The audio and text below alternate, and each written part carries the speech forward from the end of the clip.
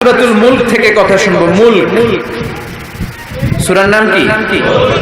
এই সূরার অনেক ফজিলত আছে।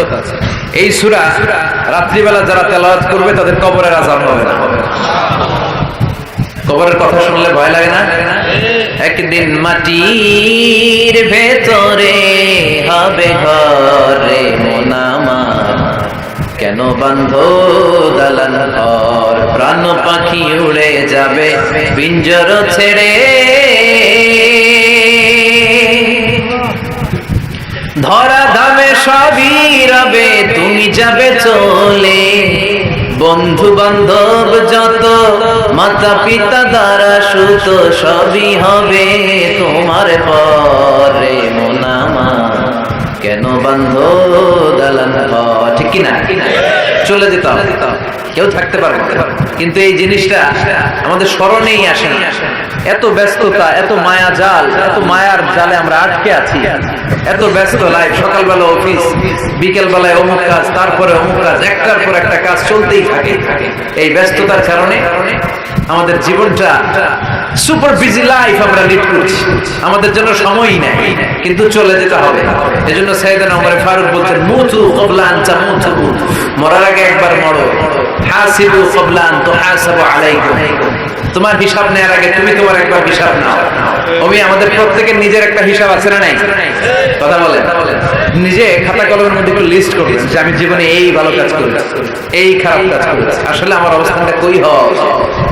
নিজে খাটের মধ্যে একবার শটান হয়ে মরার মতো শুয়ে থাকবেন, ভাববেন যে মরে গেছে। ভাবেন না কি হবে? ছেলেমেয়েরা কান্না করবে, আত্মীয় স্বজন কান্না করবে, মাইকে অ্যানাউন্সমেন্ট হবে, অমুক এলাকার অমুক ভাই আমাদের মাঝে দুনিয়ায় না। বিশাল দেবিদ্বারের ময়দানে আপনার জানাজা হবে, খাটিয়াতে করে নিয়ে যাওয়া, শুয়ে শুয়ে ভাববেন। আগে থেকে খুদে রাখা কবরে আপনাকে ফেলে বাঁশ দিয়ে উপরে মাটি চাপা দিয়ে চলে আসবে। অন্ধকার, শুধু অন্ধকার। এই অন্ধকার যেন শেষ হতে চায় না। This is the nature of life. এই তো জীবন। কথা বলেন ঠিক কিনা? এগুলো ভাবার দরকার আছে না নাই? বিশ্বনবী বললেন এই সূরাটা এমন সূরা, মানিআতুন মিন আযাবিল কবর। এই সূরা মুলক যারা তেলাওয়াত করবে তাদের কবরে কোনো আযাব হবে। আজকে থেকে সূরাতুল মুলকের তেলাওয়াত করা যাবে? পারা যাবে? পারা যাবে? আসুন না নিজেদেরকে একটু পরিবর্তন করি। আসুন না নিজেদের আমলের ঝুলিতে আরো কিছু বাড়াই, নিজেদের আমলগুলোকে সুন্দর করি, নিজেদেরকে আরেকটু পরিচ্ছন্ন করি। প্রতিদিন রাতে সূরাতুল মুলক তেলাওয়াত করবেন ইনশাআল্লাহ। কইতে পারলেন না? 2 নম্বর ফজিলত শাফাআত লি সাহিবিহা। এই সূরা যারা তেলাওয়াত করবে, এই সূরা তেলাওয়াতকারীর জন্য আল্লাহর কাছে সুপারিশ করবে। 3 নম্বর ফজিলত খাসামাত আন সাহিবিহা। এই সূরাটা কিয়ামতের দিন এই সূরা তেলাওয়াতকারীর পক্ষে আল্লাহর সাথে তর্ক করবে, ডিবেট করবে। কতক্ষণ? হাত্তা আদখালাহুল্লাহুল জান্নাহ, যতক্ষণ না আল্লাহ তাআলা এই লোকটাকে জান্নাতে বলে ঘোষণা না করে। আল্লাহ যতক্ষণ অ্যানাউন্স করবে he is from paradise, he will enter the paradise, আমার এই বান্দা জান্নাতে ঢুকবে, এই সার্টিফিকেট দেওয়ার আগ পর্যন্ত এই সূরা সামনে দাঁড়ায় আল্লাহর সাথে তর্ক করতেই থাকবে। আবার বিশ্বনবী বলেন, মান ক্বারা বিহা ফি লাইলাতিন ফাকাদ আকসারা ওয়া আতাবা। রাত্রি বেলায় যেই ব্যক্তি এই সূরাটা তেলাওয়াত করবে তার রাত্রিটারে বরকতময় করে দিবে কে? এজন্য বিশ্বনবী বলতেন, আমি চাই আমার প্রতিটা উম্মতের হৃদয়ে এই সূরাটা গাঁথা থাক। আমার নবী চাইতেন আমাদের অন্তরে যেন এই সূরাটা মুখস্থ থাকে। আমরা চাই না? 30 টা মাত্র আয়াত। সবাই বলেন কয় আয়াত? প্রতিদিন এক আয়াত মুখস্থ করলে আমাদের পুরো সূরাটা মুখস্থ করতে লাগবে কয়দিন?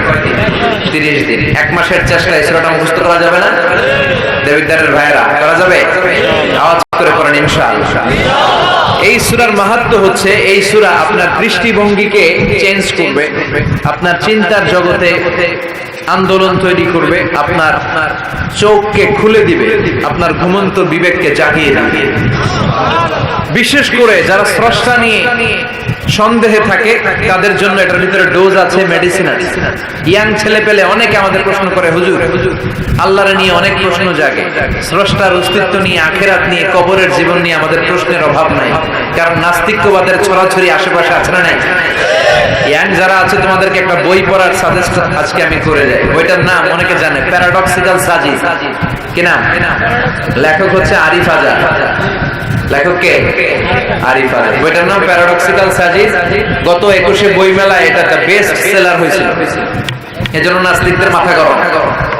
কথা বলে এই বছর সে আরেকটা বের করছে, paradoxical Sajid 2।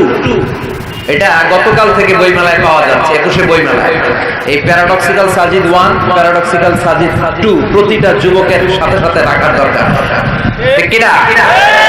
It's an eye opener for you. এই সূরাটা আপনাদের জন্য আই ওপেনার, চোখ খুলে দিবে। একটু চিন্তা করলেই বুঝবেন যে নাস্তিকদের যুক্তিগুলো খুবই হালকা। ওরা স্রষ্টাকে মানতে চায় না, আল্লাহরে মানতে চায় না। এর কারণ ওরা বলে আনসিন ইজ নাথিং, যেটা দেখি না ওইটা মানি না। নাউজুবিল্লাহ বলবেন না? কিন্তু ওরা ওদের জীবনে অনেক কিছু দেখে না, ওরা মানে না। কথা কয়। আচ্ছা, আপনি আপনার জীবনে সরাসরি চোখ দিয়ে আমেরিকা দেখছেন? কথা কয় না। তা আমেরিকা যে আছে মানেন না? যারা এখনো হজে যান নাই, হজে যারা এখনো যান নাই, কাবা ঘর নিজ চোখে সরাসরি দেখছেন? টিভিতে না, টিভিতে তো সবাই দেখছে। সরাসরি কাবা ঘর দেখছেন? তো আপনি যে দেখেন নাই, আপনি সৌদি আরব যে আছে কাবা ঘর যে আছে মানেন না? নাস্তিকরা বাতাস খালি চোখে দেখে না, দেখে, কিন্তু নাস্তিকরা বাতাস মানে না। Why do you believe in that? বাতাস মানুষ কেন? তোর দাদা তোর বাবা কোনোদিন বাতাস দেখছে? তুই তোর চোখ দিয়ে কোনোদিন বাতাস দেখেছিস? Do you see the air in the atmosphere? উত্তরে বলবেন no. So why do you believe in that? বাতাস বিশ্বাস করো কেন? Do you see the migraine pain when someone feel in his head? কেউ যখন মাথা ব্যথা অনুভব করে বলে যে আমার মাথাটায় প্রচন্ড ব্যথা, ওর যে মাথা ব্যথা দেখা যায়? কথা বলেন।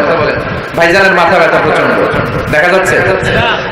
মাথা ব্যথা থাকলেও মাথার অবস্থা যা, না থাকলেও এটা দেখা যায় না। So why do you believe in that? মাথা ব্যথা দেখা যায় না, তো বিশ্বাস করো কেন? এগুলো কপাল পড়া, এগুলো হচ্ছে নাম্বার 1 হাদারা মুল্লুক কপাল।